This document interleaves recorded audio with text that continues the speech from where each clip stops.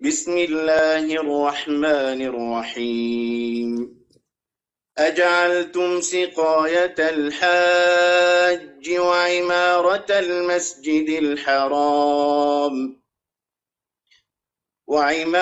المسجد الحرام كمن آمن بالله واليوم الآخر وجاهد في سبيل الله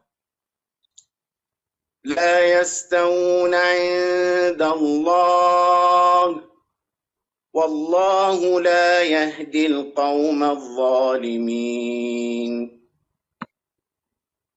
الذين آمنوا وهاجروا وجاهدوا في سبيل الله بأموالهم وأنفسهم أعظم درجة